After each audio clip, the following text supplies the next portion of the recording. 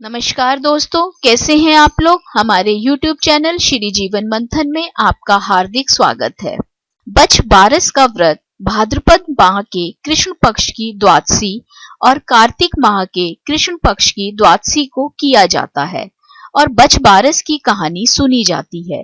इसे गौवस द्वादशी के नाम से भी जाना जाता है। गुजरात में ये पर्व बाघ बारस के नाम से मनाया जाता है। यह व्रत पुत्रवती स्त्रियां पुत्र की मंगल कामना के लिए करती हैं। गौवस द्वादशी या बछ बारस के दिन गाय और बछड़े की पूजा की जाती है। जी हाँ दोस्तों, इस वीडियो में हम जानेंगे बछ बारस की पूजा विधि और इससे संबंधित पौराणिक कथा के बारे में। लेकिन दोस्तों, वीडियो शुरू करने से पहले मेरा आपसे अनुरोध है कि हमारे चैनल को सब्सक्राइब करना ना भूलें और बेल आइकन के बटन को दबाइए ताकि हमारे चैनल से संबंधित ताजा अपडेट्स आपको मिलती रहें। और अगर हमारा वीडियो आपको पसंद आता है तो लाइक शेयर करना भी ना भूलें। आपके सुझाव भी सादर आमंत्रित हैं। बछ बारस के दिन गीली मिट्टी से गाय, बछड़ा, बाघ की मूर्तियां बनाकर पाटे पर रखकर अंकुरित मूंग, मोठ और चने चढ़ाए जाते हैं। इस दिन गेहूं, जौ और गाय के दूध से बनी वस्तुओं का प्रयोग नहीं किया जाता है। इस दिन निराहार रहकर व्रत करते हैं और बछ बारस की कहानी सुनते हैं। तो आइए जानते हैं बछ बारस की कहानी। एक साहूकार था जिसके 7 बेटे थे। साहूकार ने एक तालाब बनवाया, लेकिन 12 वर्षों तक भी वह तालाब नहीं भरा। साहूकार ने कुछ विद्वान पंडितों से पूछा कि इतने दिन हो गए लेकिन मेरा तालाब क्यों नहीं भरता। तब पंडितों ने कहा कि तुम्हें तुम्हारे बड़े बेटे की या तुम्हारे बड़े पोते की बलि देनी होगी, तभी यह तालाब भरेगा। साहूकार ने पंडित की बात मानकर अपनी बड़ी बहू को पीहर भेज दिया। साहूकार की बहू हमेशा बछ बारस का व्रत कर बछ बारस की कहानी सुनती थी। बड़ी बहू के पीहर जाने के बाद साहूकार ने बड़े पोते की बलि चढ़ा दी। तब घनघोर मेघ बरसने लगे और तालाब भर गया।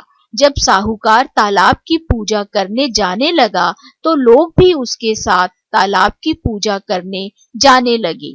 जाते समय साहूकार ने अपनी दासी से कहा कि गेऊला धानुला, जो चने मोठ हैं, उसको बना लेना। साहूकार की गाय के बच्चे का नाम भी ग्यूला धानुला था।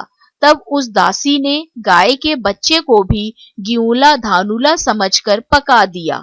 साहूकार व साहूकारनी गाजे बाजे के साथ अपने बेटे और बहू के साथ तालाब को पूजने लगे। साहूकार के पूजन कर लेने के पश्चात वहां आए लोग भी तालाब का पूजन करने लगे।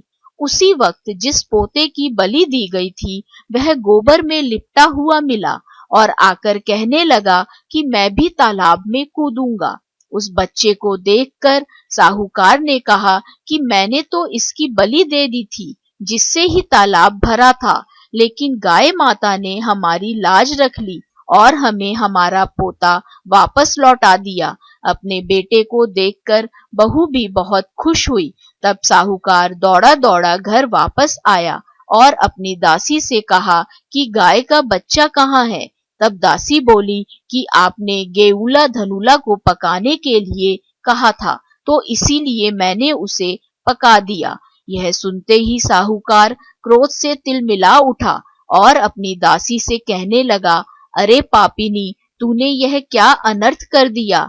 एक पाप उतार कर आए हैं, उससे पहले ही तूने दूसरा पाप हमारे लगा दिया। और साहूकार सिर पकड़कर बैठ गया।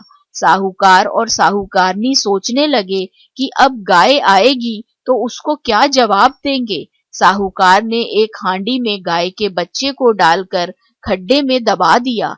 जब शाम को जंगल से गाय आई तो अपने बच्चे को वहां नहीं देखकर चिल्लाने लगी और खड्डे में दबी हुई हंडिया को खोदने लगी। जब गाय ने हांडी को खोदकर निकाल लिया तो उसमें से गाय का बछड़ा निकल आया। जब साहूकार को पता चला तो वह भी बछड़े को देखने के लिए गया। तब उसने देखा कि बछड़ा तो गाय का दूध पीने में व्यस्त था। तब साहूकार ने पूरे गांव में ढिंडोरा पिटवा दिया कि सभी स्त्रियों को बछवारस का व्रत करना चाहिए। हे बछवारस माता, जैसे साहूकार की बहू को दिया वैसे हम सबको देना। बछवारस की कहानी कहने वाले पर, कहानी सुनने वाले पर और हुंकारा भरने वाले पर सभी पर भगवान की कृपा बनी रहे। यह थी बछवारस की कहानी। आशा करते हैं आपको बछवारस की कहानी पसंद आई होगी। दोस्तों, हम जानते हैं बछवारस की उद्यापन विधि। बछवारस का हर वर्ष लगातार व्रत करने वाली महिलाएं उद्यापन करती हैं। कहा जाता है कि विवाहितों को उद्यापन करना जरूरी होता है। जिस घर में लड़का हो या लड़के की शादी हो, उस वर्ष बछवारस का उद्यापन किया जाता है। उद्यापन के दिन भी सारी पूजा हर वर्ष की तरह ही की जाती है। अब जानते हैं बछवारस के उद्यापन की विधि। यदि बछवारस का उद्यापन करना हो तो मक्का, बाजरा, बेसन, तेल व भैंस के दूध, घी व दही से भोजन करना चाहिए। 13 जगह खाना या जो भी बनाया हो थोड़ा थोड़ा रख कर हाथ फेर लेवें। उस हाथ फेरते हुए खाने को 13 औरतों में एक एक हिस्सा खाने को परोस दें। इस दिन गाय का दूध या गाय के दूध से बनी वस्तुओं का प्रयोग नहीं किया जाता।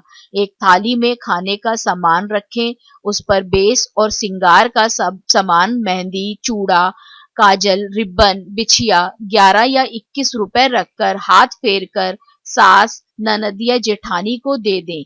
एक थाली में खाना देवर या जेठ को खिला दें व 5 रुपए व नारियल दें। खाने वाली स्त्रियों को एक एक प्लेट या प्याला देना चाहिए। आशा करते हैं दोस्तों बछवारस से संबंधित ये जानकारी आपको पसंद आई होगी। राधे राधे। आप सभी पर ईश्वर की कृपा सदा बनी रहे।